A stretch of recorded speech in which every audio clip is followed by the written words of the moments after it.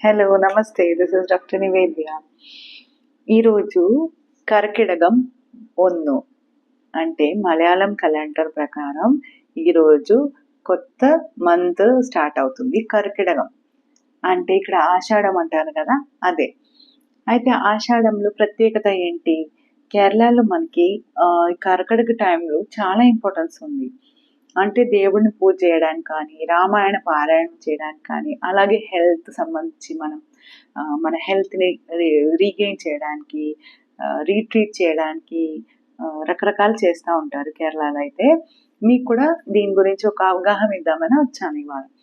అయితే మనకి ఈ ఆషాఢ మంత్ కర్కిటకం ఎందుకంటారు? ఈ టైంలో సూర్యుడు ఆదాన కాలం నుంచి ఉత్తరాయణంలోకి వెళ్తుంది. ఎలాగో మనకి మకర సంక్రాంతి రోజున ఆదానం నుంచి ఉత్తరాయణంకి ప్రయాణం మొదలవుతుందో రథ సప్తమి, ఆ తర్వాత వస్తుంది రథ సప్తమి. సిమిలర్ వే ఇప్పుడు సదర్న్ హెమిస్ఫియర్ ఆదానం నుంచి ఉత్తరాయణంకి, నార్థర్న్ హెమిస్ఫియర్ కి ట్రావెలింగ్ ఆఫ్ ద సన్. అయితే ఇది మన శరీరంలో కానీ అందరి మీద ఎలా ప్రభావం పడుతుంది మీకు ఐడియా ఉందా? ఈ టైంలో బాడీ అందరికీ వీక్ అవుతుంది, డైజెస్టివ్ ఫైర్ అందరికీ తగ్గిపోతుంది. జైసేకి వీక్ అగ్ని ఉన్న వాళ్ళకి ఇంకా ఆకలి లేదు, ప్రాపర్గా డైజెషన్ ఉండదు. మీరు గమనించారో తెలియదు కానీ మనకి డైజెషన్లో రకరకాల ప్రాబ్లమ్స్ వస్తాయి ఈ టైంలో. సూర్యుడు బలం తగ్గడం వల్ల ఈ సీజన్ ఒక ప్రభావం అన్నమాట. ఇప్పుడు వచ్చే వెజిటబుల్స్ అవని, ఫ్రూట్స్ అవని అన్నిట్లో కూడా కొంచెం వేరియేషన్స్ ఉంటాయి. దీనివల్లే మనకి హెల్త్ మీద కొంచెం దెబ్బతింటాయి. అప్పుడు మనం ఏం చేయాలి? కర్కిట చికిత్స అని ప్రత్యేకంగా ఆహారం, విహారం, రెజిమెంట్స్ చెప్పారు.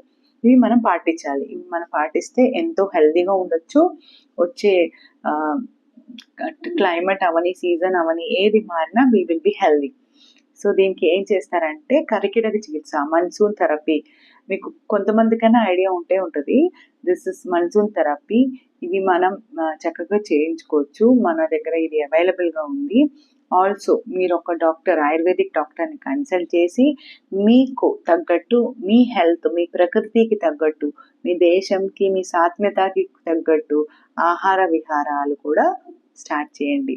అప్పుడు అందరూ ఆరోగ్యంగా ఉండొచ్చు. మన భారతదేశం ఎంతో హ్యాపీగా ఉండొచ్చు. థ్యాంక్ యూ, నమస్తే, థ్యాంక్ యూ ఫర్ వాచింగ్. అందరూ ఇది పాటించండి అని I'm requesting all of you. Thank you.